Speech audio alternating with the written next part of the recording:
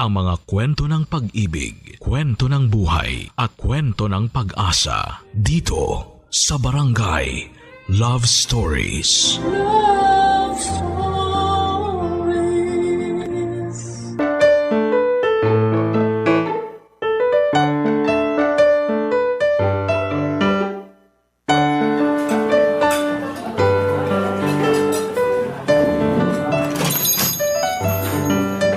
Michael! Saktong dating mo. Bakit? Anong meron? Pinatawag ako ni Kuya eh. May pinakukuha sa opisina niya. Pasuyo naman ako. Ikaw muna dito sa counter, pwede? Ha? Bakit? Aalis ka ba? Saan ka pupunta? Lalabas sana ako saglit. Kukunin ko kasi yung padala sa amin ni tita eh. 4:00 na. Baka magsara na yung pagkukunan ko ng pera. Ah, ganun ba? O sige, ako na muna dyan. Paalam ka na lang kay Kuya na aalis ka. Wala nga siya eh. Kanina ko pa siya hinihintay bumalik. Pero tinext ko na siya na may kukunin lang ako sandali. Ang alam ko may meeting siya ngayon eh. Bagong supplier ata. Kaya niya ako inutusang magpunta rito para kunin ko raw yung mga resibo na nagastos nitong nagdaang buwan. Ah, kaya pala nagmamadali siyang umalis kanina. Kaya rin siguro wala pa siyang reply hanggang ngayon. Oy, paano? Alis na ako ha? Mabilis lang naman ako. Oo sige, punta mo na yun. Walang problema. Ano nga palang padala yung kukunin mo? Nagpadala si Tita Ellen ng pambayad para sa tuition ni Bunso. Tsaka pandagdag na rin sa groceries namin ngayong buwan. Talaga? Mabuti naman. Kahit papaano, mababawasan na yung mga pinoproblema mong bayarin para sa buwan na to. Oo nga eh, kaya sobrang thankful ako na nandyan si Tita. Kahit medyo masungit eh, nagbibigay pa rin naman siya ng tulong. Huwag mo na lang ipapaalam sa papa mo na may natanggap ka na namang pera. Sigurado, hihingi na naman yun. Hindi ko talaga sasabihin sa kanya. Wala namang ibang ginawa si Papa kundi uminom eh. Lalabas sa hapon, uuwi na madaling araw, tapos matutulog buong araw. Paulit-ulit na lang na ganun. Parang wala na nga kaming tatay eh. Di na namin siya ramdam sa buhay namin ngayon. Hindi mo ba siya sinubukang kausapin? Magulang pa rin siya eh. Dapat siya ang namomroblema sa dinadala mo ngayon. Ilang beses ko na siyang kinausap. Hindi naman siya nakikinig sa akin eh. Eh yun, hinayaan na lang namin siya. Ang lala naman ng ginagawa ng papa mo. Nung namatay si Mama, bigla na lang siyang nagkaganon. Ewan ko ba? Lahat naman kami dumaan sa pagluluksa eh. Pero hanggang ngayon, parang nagluluksa pa rin si Papa sa pagkawala ni Mama. Parang pati siya tuloy na wala na rin sa buhay namin. Laki pala ng tulong ng tita mo kung ganun. Parang siya na yung tumatayong pinakamagulang nyo sa estado nyo ngayon, no? Totoo yan. Kaya nga tuwing nagsasabi ako sa kanya na malapit na naman ang bayaran ng tuition ng kapatid ko, magagalit yun. Pero sa huli, magpapadala rin ng pera. Kahit minsan medyo masakit siyang magsalita. Nilulunok ko na lang yun kasi may kapalit naman eh. Habaan mo na lang siguro yung pangunawa at pasensya mo. Mahirap din naman kasi maghanap ng pera eh. Oo, alam ko. Kaya nga kahit papano, kinukumusta-kumusta ko rin si tita dun sa Kuwait. Masungit siya pero hindi rin naman niya kami matiis. Ganyan talaga kapag magkakamag-anak. Kayo lang din naman ang magtutulungan. Oo, tama. So ngayon, bago pa magsara yung pupuntahan ko, ikaw na muna dito ha? Oo, sige. Malayo ba yung pupuntahan mo? Malapit lang, isang sakay lang ng tricycle. Hindi ko lang sure kung mabilis yung proseso kasi nga, baka marami akong madatnan na tao ron. Pumunta ka na para makabalik ka agad. Okay, sige, pero sandali, bago ako umalis. Marunong ka ba dito? Alam mo kung anong gagawin mo? Siyempre naman. Ano akala mo sa akin? Ako kaya pioneer dito bago ka pa nakapasok. Ako yung cashier ni Kuya nung nagsisimula pa lang siya. Ah, okay, sige. Mabuti na yung sigurado. Baka mamaya mahirapan ako magbilang sa sales mamaya. Huwag mo rin palang kalimutang i-check yung app sa phone para sa mga online order ha. Oo, alam ko. Sige na, umalis ka na para di ka mapagsaran dun. Okay, sige. Ingat ka ah. Papadudot mahirap ang maging breadwinner ng pamilya. Araw-araw ko noong pinoproblema kung papaano ko pagkakasyahin ang natitirang pera ko para sa pang-araw-araw namin. Yung tipong kakasahod ko pa lamang ay ubos agad ito dahil napupunta ang lahat sa mga bayarin.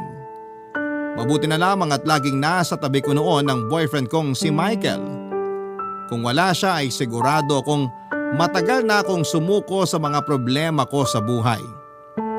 Si Michael ang nagsilbing sandalan ko. Siya ang laging nagbibigay sa akin ng moral support tuwing malapit na akong umayaw. Nagkakilala kami ni Michael dahil sa aso namin ng pamilya ko na si Waki. Isang aspi na binili noon ni Mama sa kapitbahay namin. Kahit na walang breed ay laking bahay si Waki, Papa Dudut.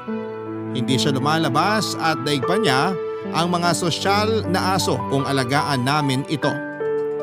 Pero nung minsang nakatakas si Waki at nakalabas ng bahay, ay ilang oras namin siyang pinaghahanap hanggang sa ibinalik siya sa amin ni Michael. Nakita raw niya si Waki na paggala-gala sa tapat ng restaurant ng kapatid niya. Napansin nito ang collar ng aso at naisip niyang asong bahay ito. Sinubukan niyang hanapin kung sino ang nagmamay-ari kay Waki at noong nagtanong-tanong siya ay natuntun niya ang bahay namin. Doon na po nagsimula ang kwento namin ni Michael. Naging magkaibigan kami, niligawan niya ako at sinagot ko siya. Maliban kay Michael ay malaki rin ang naging tulong sa amin ni Tita Ellen. Siya ang umako sa mga gastusin ko sa pag-aaral noon. Pangatlong kapatid ni Mama si Tita at bata lamang ako noong umalis siya ng Pinas para magtrabaho sa ibang bansa. Pero matapos ang ilang dekada ay nagpasya si Tita Ellen na umuwi na ng bansa para dito na manirahan hanggang sa kanyang pagtanda, Papa Dudut.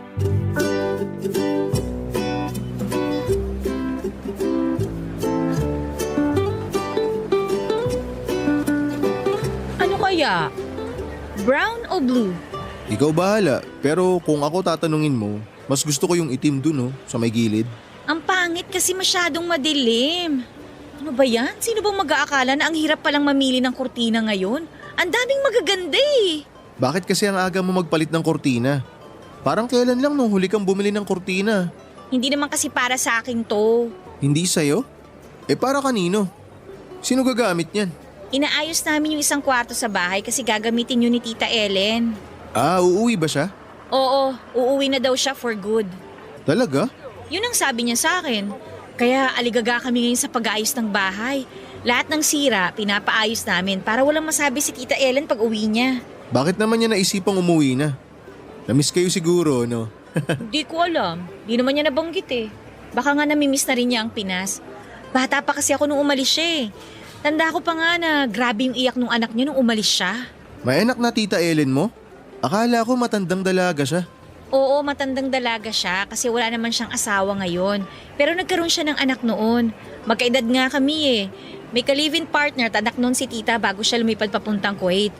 4 years old lang yata kami nung pinsan ko nung umalis siya sa pagkakatanda ko ha. Ganun ba? Nasa na yung anak niya ngayon?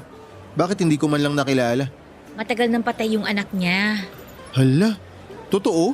Oo, 7 o 8 years old yata kami nung namatay yung pinsan ko na yun. Anong nangyari? Anong ikinamatay niya? Aksidente sa daan. Galing sa probinsya nun yung pinsan ko tsaka live-in partner ni tita. Bumangga yung sinasakyan nilang kotse sa kasalubong nilang kotse din. Yun, dead on the spot yung anak ni tita. Tapos nakoma naman yung partner niya. After 2 weeks, binawian din siya ng buhay. Ang tragic naman pala ng storya ng tita mo. So paano yun? Umuwi ba siya nun? Oo, umuwi siya para ipagluksa yung pamilya niya. Tapos bumalik ulit siya ng Kuwait. Oo, hindi niya kaya magstay dito sa Pinas noon eh. Parang sobrang sakit daw para sa kanya yung nangyari kaya naisip niyang mag-abroad ulit para makalimot. Yun, simula nun hindi na siya bumalik dito. Nung namatay nga si mama, hindi rin siya umuwi eh. Ngayon na lang ulit. Ngayon alam ko na kung bakit siya stricto sa inyo. Bakit? Kasi kayo na yung tinuturing niyang anak. Di ba sabi mo, di niya kayo matiis? Kayo na lang kasi yung natitira niyang pamilya. Tapos ngayon, ready na siyang bumalik kasi alam niyang may uuwian na siyang pamilya dito sa Pilipinas. Baka nga. Kaya dapat ayusin mo yung pagbili ng kortina para sa kwarto niya para hindi siya madismaya. Ito nga pumipili na. Brown o blue? Alin ba dito pipiliin ko? Ano bang favorite color ng tita mo?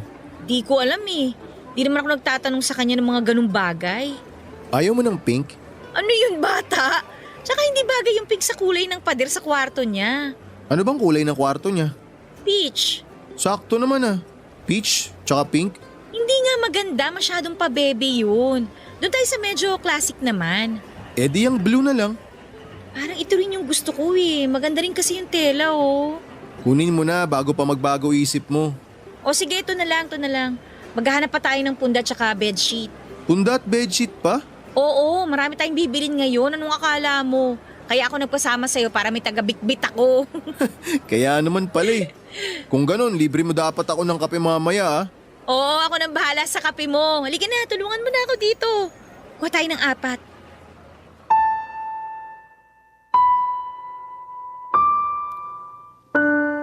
Papa Dudut, excited ako noon sa pag-uwi ni Tita Ellen dahil sa wakas ay makakasama na namin siya ng personal. Pero sa pagtagal ng pagsasama namin ay unti-unti ko ring na-realize na iba pala ang ugali ng tita namin. Na-underestimate ko ang pagiging istrikto niya. Simula nung nakasama namin siya sa bahay ay saka ko lang napagtanto na ang lala pala ng pagiging mahigpit nito. Iba ang pagbabawal na ginagawa niya sa amin noong nasa abroad pa lamang siya kumpara noong nakasama na namin siya sa isang bubong. Daig pa namin ang preso sa dami ng bawal na gawin. Pinagbawalan niya akong magsuot ng maiksing damit dahil malaswa daw itong tingnan. Para daw akong nag-aakit ng mga kalalakihan kapag nagpapakita ako ng balat sa labas ng bahay namin. Bawal din akong sumama sa mga kaibigan kong lalaki. Ang pinakamalala na sigurong ginawa nito ay nung pinagbawalan din niya si Michael na pumasok sa loob ng bahay. Tuwing dumadalaw ang boyfriend ko sa bahay namin ay hanggang sa labas lamang siya. Pero kahit na ganoon ay may magandang nagawa din naman ang pagdating ni Tita Ellen sa buhay namin. Dahil sa kanya ay nakahanap ng katapat si Papa. Kung dati ay puro pag-inom ang inaatupag ni Papa ay natigil ito dahil kay Tita Ellen. Binigyan kasi niya si Papa ng kondisyon na kung hindi nito aayusin ang buhay niya ay si Tita mismo ang magpapalayas sa kanya sa bahay. Kayang-kayang gawin yun ni Tita Ellen kay Papa dahil si Tita ang nagpatayo ng bahay na tinitirhan namin, Papa Dudut. Dahil sa dugot pawis nito kung kaya't nagkaroon kami ng bubong na masisilungan. Kaya naman kahit sobrang higpit ni Tita sa amin, Papa Dudut, ay wala kaming choice noon kundi ang sundin ang lahat ng ipinag-uutos niya sa amin. Lalong-lalo na si Papa. Barangay Love Stories. Barangay Love Stories. Malayong malayo ang Tita Ellen na nakilala ko noong bata pa ako kumpara sa Tita Ellen na umuwi galing sa Kuwait. Sa pagkakaalala ko ay napaka-sweet na tao ni Tita. Siya pa nga ang nagturo sa akin noong bata pa ako kung paano ang tamang paraan ng pagligo. Inespoil niya ako noong musmus pa lamang ako at lahat ng gusto ko ay ibinibigay niya sa akin. Pero simula noong nakapag-abroad siya ay parang bang naging tigre na ang ugali nito. Naging diktador na siya sa bahay at lahat ng gusto niya ay dapat na nasusunod. Napaka-simple lang ng buhay namin noon, Papa Dudut. Malaya kaming gawin ang anumang gusto namin. Kahit na sobrang hirap ng buhay dati. Pero nung dumating si Tita ay mahirap na nga ang buhay namin ay mas lalo pa itong lumala.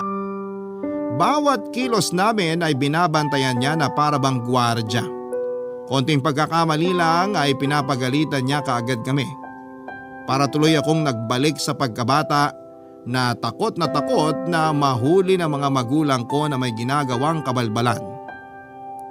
Nung una ay nakaya pa naming tiisin ang mga pinaggagawa ni Tita sa amin. Para sa kapakanan din lang naman namin ang pagiging strikto niya kaya iniintindi na lang namin yon. Pero nagkaroon ng hangganan ng pagtitiis namin yon noong pinagbuhatan na niya ng kamay ang bunso naming kapatid.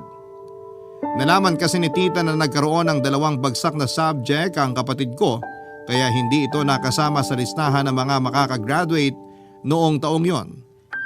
Gamit ang sinturon ay pinaghampas niya ang kapatid ko hanggang sa nagkanda sugat-sugat na ito.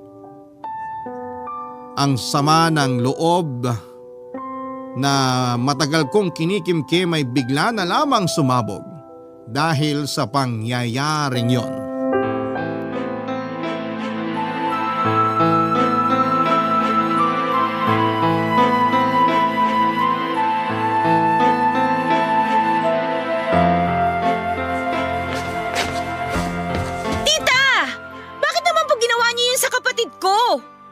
pinagsasabi mo?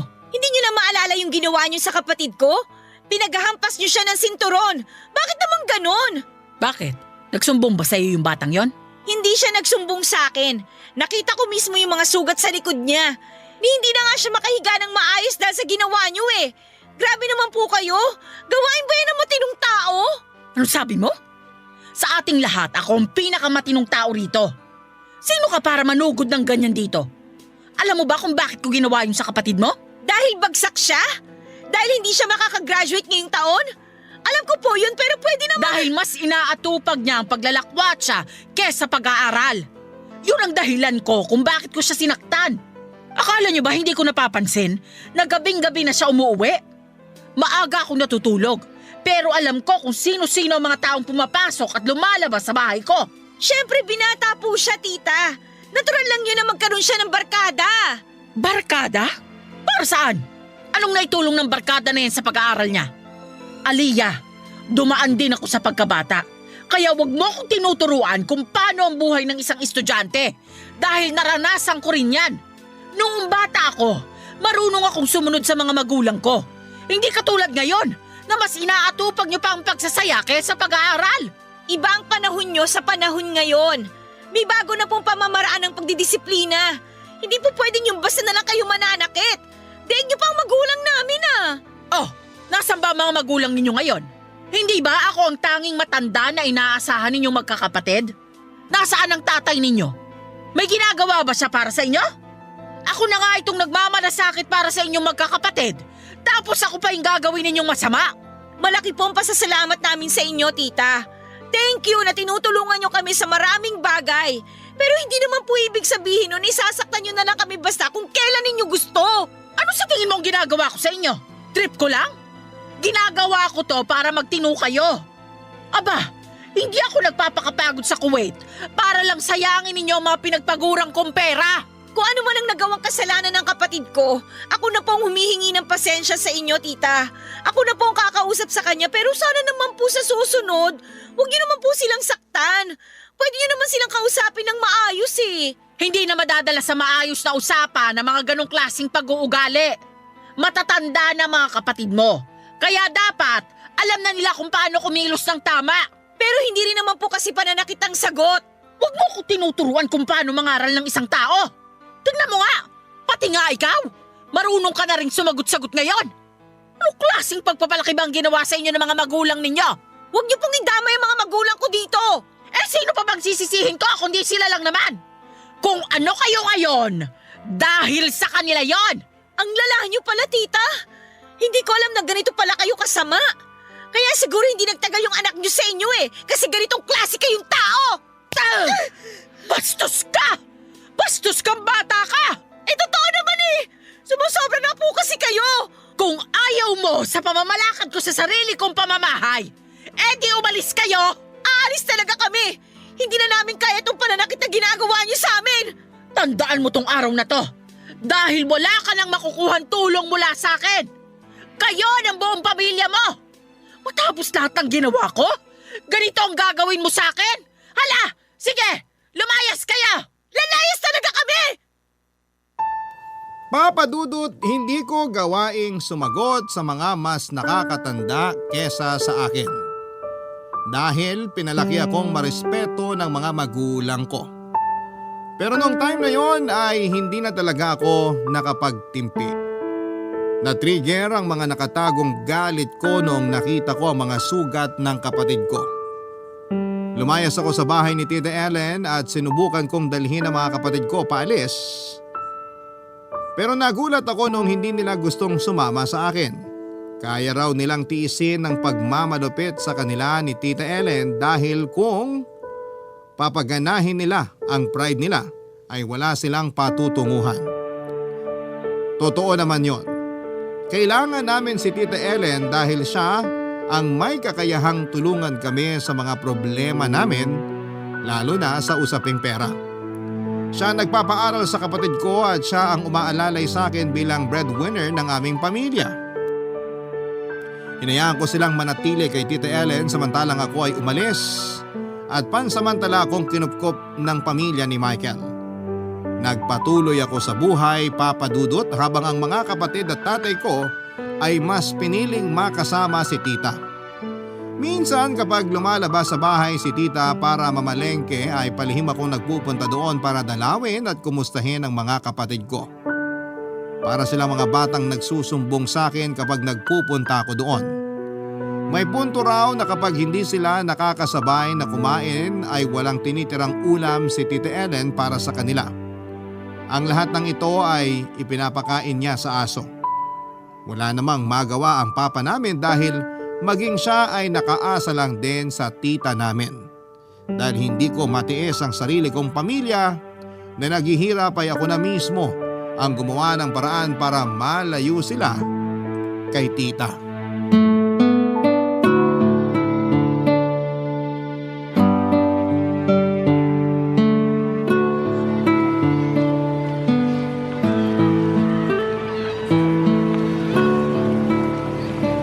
Salamat po ate. O Aliyah, itong soft drinks. Baka nauuhaw ka na. Salamat ha. Ay, ang hirap namang maghanap ng malilipatan kapag ganitong walang pera. Hindi na ba talaga magbabago yung desisyon mo na ilipat pamilya mo? Hindi na, wala nang atrasan to. Baka naman pwede nyo pang mapakiusapan ng tita nyo. Sa ugali niyang yun, hindi mo na siya mapapakiusapan. Nasa dugo na talaga siguro niyang manakit ng tao. Di mo na mapapalitan yung mga ganung pag-uugali. Eh paano siya? Maiwan siya mag-isa? Wala naman siyang pakialam dun eh. Kahit iwan namin siya, okay lang sa kanya. Sanay naman siya mag-isa. Ay, nakakalungkot lang na ganito yung nangyari sa inyo. Pero tama naman ako, di ba? May karapatan naman ako na ipaglaban ng mga kapatid ko, lalo na't nasasaktan na sila. Oo naman. Kapag pamilya mo na ang sinaktan, talagang ipaglalaban mo sila. Kung sa akin man nangyari ang pinagdadaanan mo, ilalayo ko rin mga kapatid ko sa mapanakit na tao. Kung tama itong ginagawa ko, bakit parang may nararamdaman akong guilt? Para bang nakukonsensya ako na iiwan namin mag-isa si tita? Kasi mabait kang tao kaya nararamdaman mo yan. Pero wala kang choice eh. Kailangan mo ilayo mga kapatid mo sa kanya kasi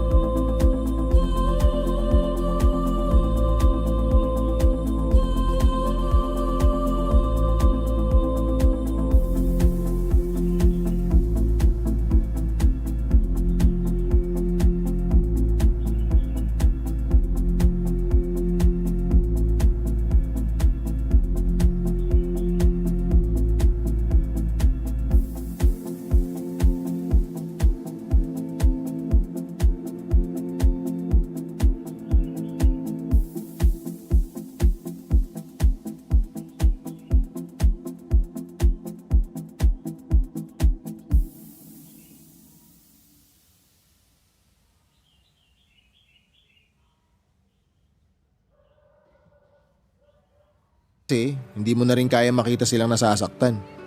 Ay, ang hirap naman ng ganito. Mahirap talaga. Pero hindi natin pwedeng piliin lahat eh.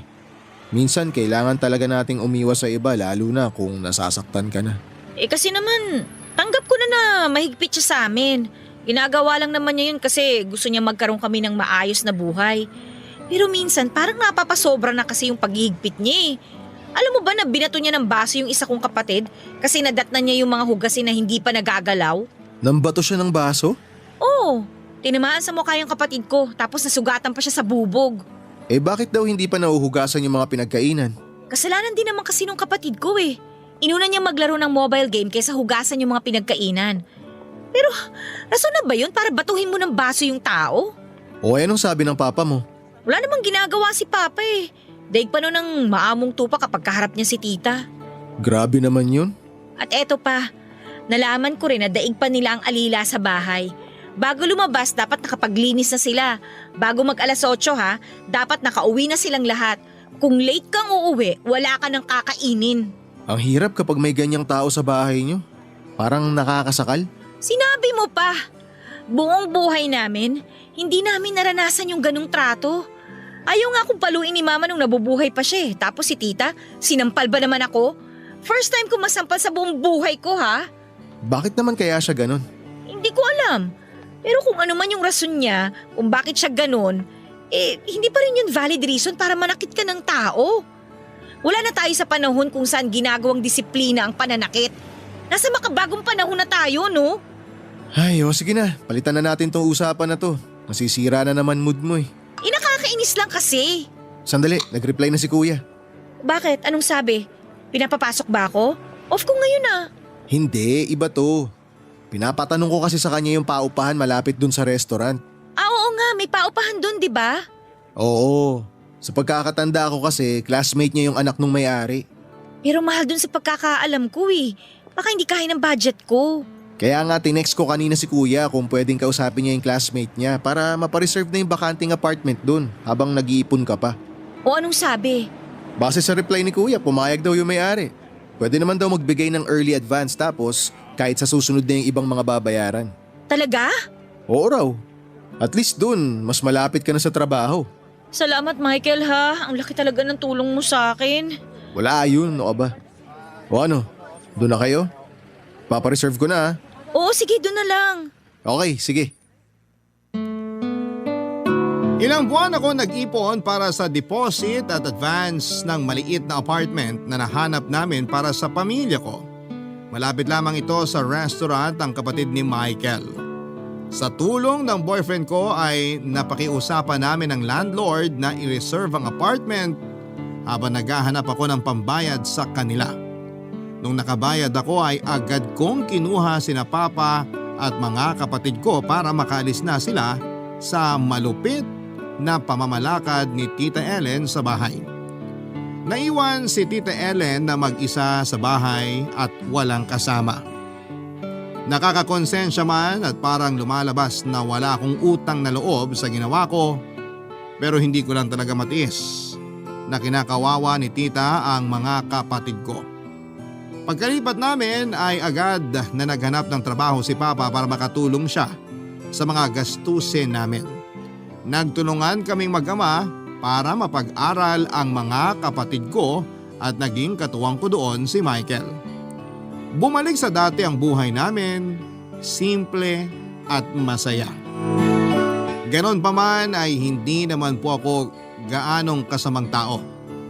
Minsan ay nakikibalita pa rin ako sa kalagayan ni Tita Ellen sa pamamagitan ng mga kapitbahay namin. Never niya kaming hinanap o pinakiusapan na bumalik na lamang sa kanya at hinayaan lang namin yon papadudot. Hanggang isang araw, matapos ang ilang buwan ay nabalitaan na lang namin na dinala sa ospital si Tita Ellen matapos po siyang ma-stroke. Papadudot. Barangay Love Stories. Barangay Love Stories. Papadudot, nagwawalis lang daw noon si Tita Ellen sa bakuran ng bahay noong biglang nanghina ang mga tuhod nito. Biglang hindi na niya may hakbang ang mga paa niya hanggang sa bigla na lamang siyang natumba. Mabuti na lamang at noong mga oras na yon ay nasa labas siya ng bahay at mabilis siyang nakita ng mga kapitbahay. Itinakbo siya sa ospital at doon ay napag-alamang nagkaroon siya ng mild stroke.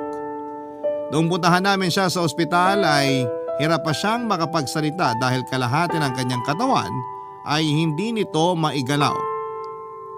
At dahil naman sa awa ng Diyos at sa awa na rin namin ay pinakiusapan ako ng papa ko na bumalik na lamang kami sa bahay para may kasama itong si Tita Ellen at mayroong magbabantay sa kanya.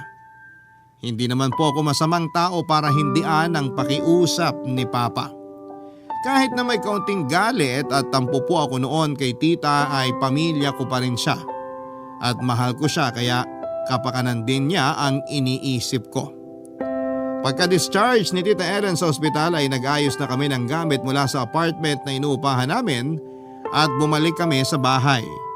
Nagtulungan kaming magkakapatid na ibalik si tita mula sa dati niyang lakas. Ayon sa mga doktor ay malaki pa rin naman daw ang chance na makabalik sa dati si tita. Kailangan lamang niya ng therapy at pahinga. Yun na nga po ang ginawa namin, Papa Dudut. Inalagaan at binantayan namin si tita para mabilis ang maging paggaling nito, Papa Dudut.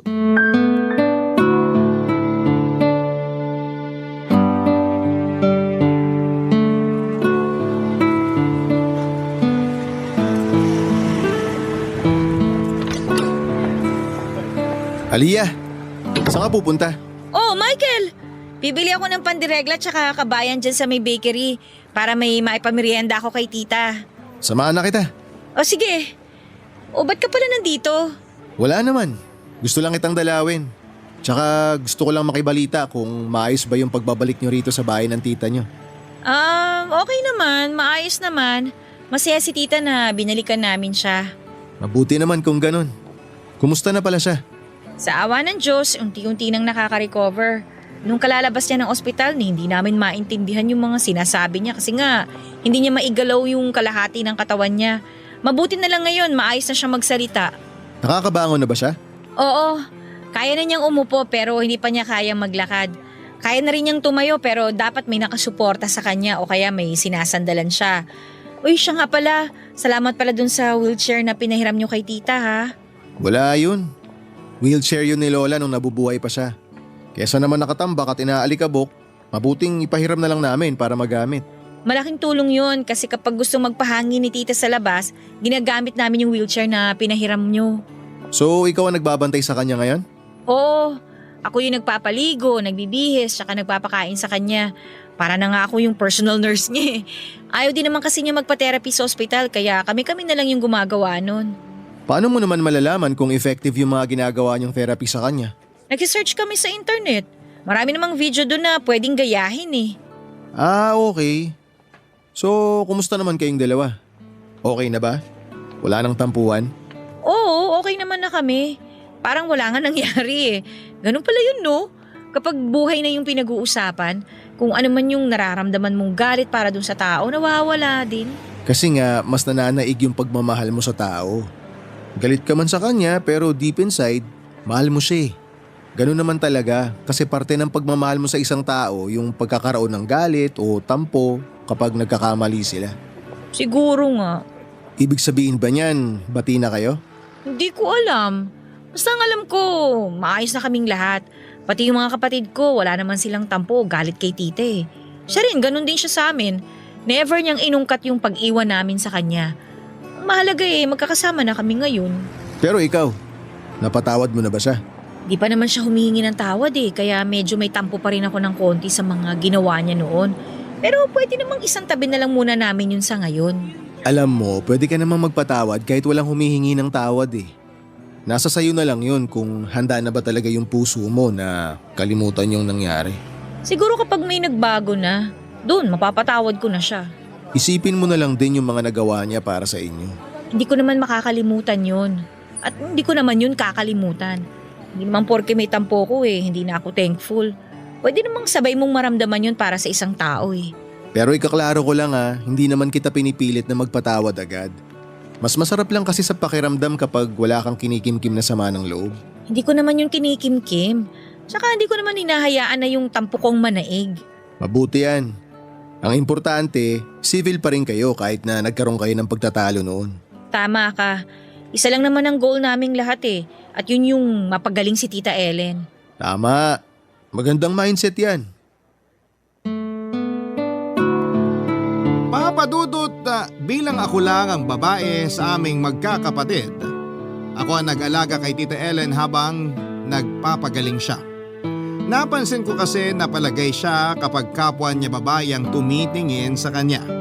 Noon pa man ay ayaw na kasi talaga niyang hinahawakan siya ng mga lalaki kahit nakamag-anak pa niya ang mga ito. Hindi ko alam kung bakit basta matagal ko nang napapansin na ayaw lumapit ni tita sa mga kalalakihan. Hirap pa noong maglakad si tita kaya kinailangan niyang gumamit ng wheelchair. Ako ang nagpapakain, nagpapaligo at nagbibihis kay tita noong nagpapagaling pa siya. Sa kabutihang palad ay unti-unti rin namang nanumbalik ang dating lakas ng katawan ni tita. Kaya nitong magsalita ng walang kahirap-hirap. Ang problema nga lang ay natagalan bago siya muling nakalakad. Araw-araw ay ako ang kasakasama niya na maglakad sa harapan ng bahay para hindi masanay ang katawan niyang nakaupo lamang. Papadudot sa kabila ng mga nangyari ay wala pa rin nagbago sa ugali ni Tita Ellen. Masungit pa rin siya at istrikto. Habang inaalagaan ko nga siyang maglakad ay napansin pa nito kung gaano kanipis ang suot kong t-shirt at doon mismo ay pinagalitan niya ako. Pero sa pagkakataong yon, sa halip na mainis ako na lamang ang umintindi sa tita ko. Kahit palagi niya akong tinatalakan ay hinahayaan ko na lamang siya. Makalipas nga ang ilang buwan ay unti-unti ring bumalik sa dati ang lakas ni tita Papadudut. Medyo paika-ika nga lang siyang maglakad at kailangan na niyang gumamit ng tungkod. Pero malaki pa rin ang pasasalamat namin na mabilis ang naging recovery niya. Noong minsang magkaroon kami ng chance ni tita na magkausap habang walang tao sa bahay, ay isang bagay ang tinanong ko kay tita na matagal nang bumabagabag sa isipan ko.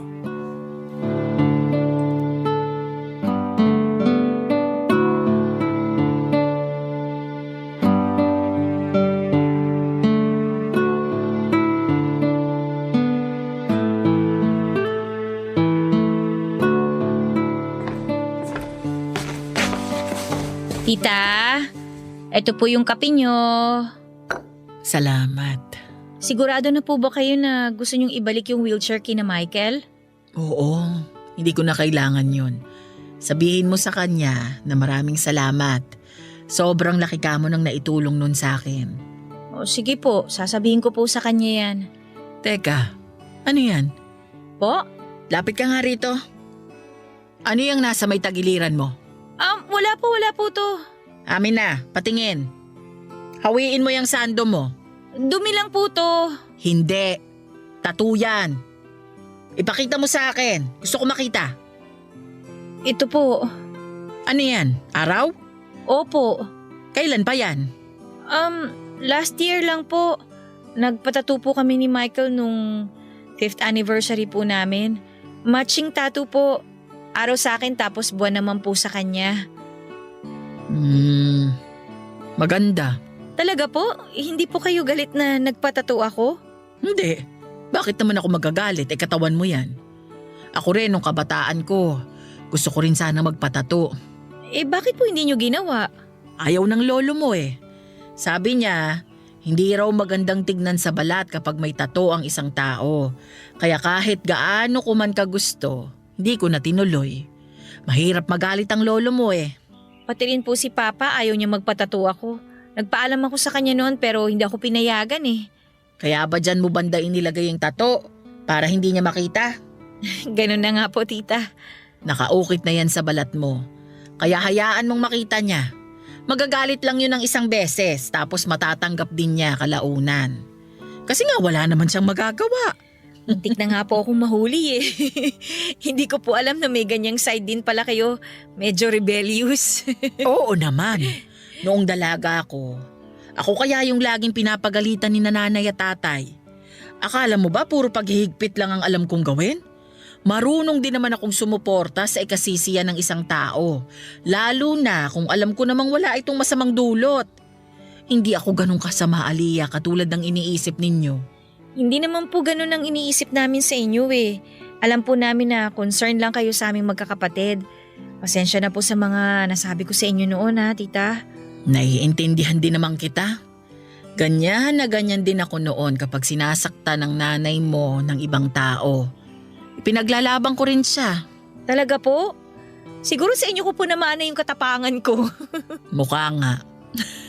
Ay tita, may tanong nga po pala ako sa inyo. Oh, ano yun?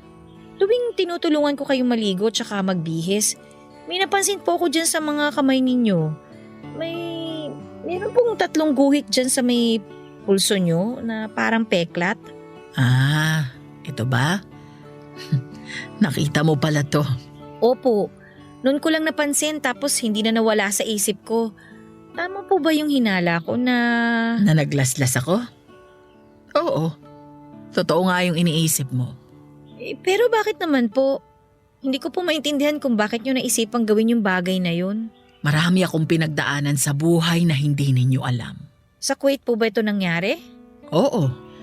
Bawat linya dito sa pulso ko, ito yung mga araw na gusto ko nang tapusin ang buhay ko. Bakit po? Bakit nyo po naisip na magpatiwakal? Inabusong pagkababae ko noon.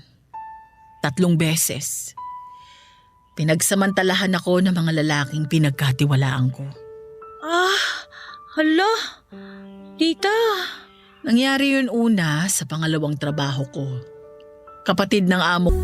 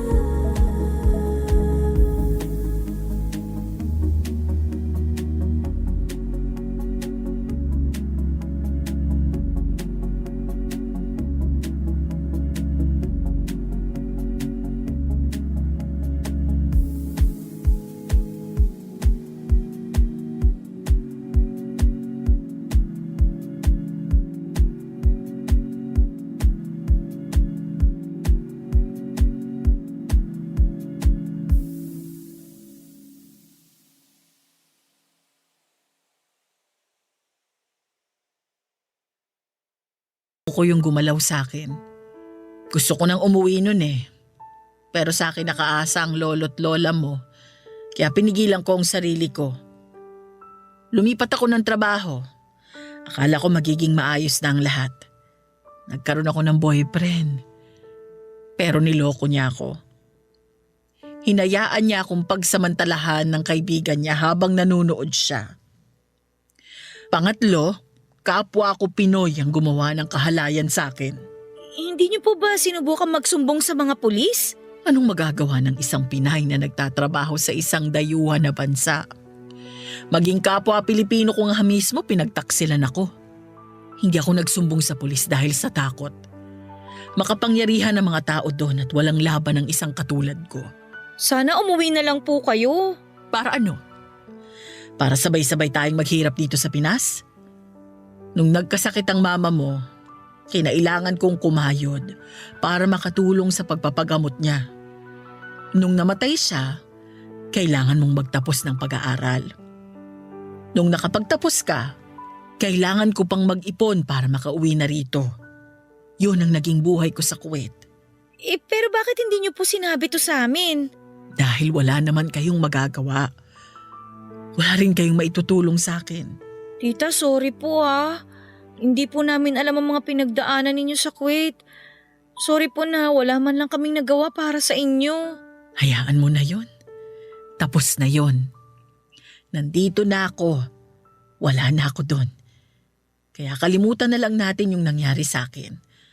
Ang mahalaga, buhay pa ako ngayon. Nang mga oras na yon ay mabilis na nasagutan ang lahat ng katanungang nasa isip ko. Kaya pala ganoon na lamang kung pansinin ni tita ang pananamit ko. Kaya pala mailap siya sa mga lalaki ay ayaw niyang lumalapit ito sa kanila. Kaya pala napaka-istrikto niya dahil ilang beses na siyang inabuso ng masasamang tao. Bigla ko naawa sa kalagayan ni tita. Ang hirap isipin na habang nasa malayong lugar siya, malayo sa pamilya at mag-isa ay ilang beses na pinagsamantalahan ang kanyang kahinaan. Parang ang lumalabas ay naging trauma response ang pagiging mahigpit ni tita sa aming mga magkakapatid. Noong ko lang naintindihan ang lahat ng yon, Papa Dudut. Humingi ako ng tawad kay Tita Ellen dahil sa mga nagawa ko. Hanggang ngayon ay pinagsisisihan ko ang pagsagot-sagot ko sa kanya noon, pati na rin noong iniwan namin siyang mag-isa. Sa kabilang banda ay humingi rin siya ng pamanhin sa amin kung masyado siyang naging mahigpit. Nagkapatawaran kaming dalawa, Papa Dudut, at nangako ako kay tita na itatago ko ang kanyang sekreto. Simula noon ay pinangako ko na sa sarili ko na alagaan ko si tita para makabawi sa mga sakripisyong ginawa niya para sa aming pamilya. Sa mga sumunod na taon ay unti-unti kong ipinaintindi sa mga kapatid ko ang kahalagahan ng pagsunod at paggalang hindi lang sa mga nakakatanda, kundi pati na rin sa ibang tao dahil hindi natin alam kung ano ang kwentong kanilang pinagdaanan sa buhay.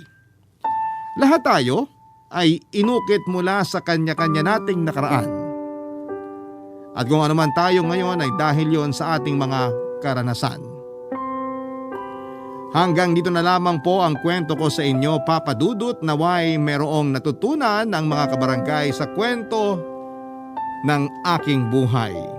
Maraming salamat po sa Barangay Love Stories at sa Barangay LS sa pagkakataong ito.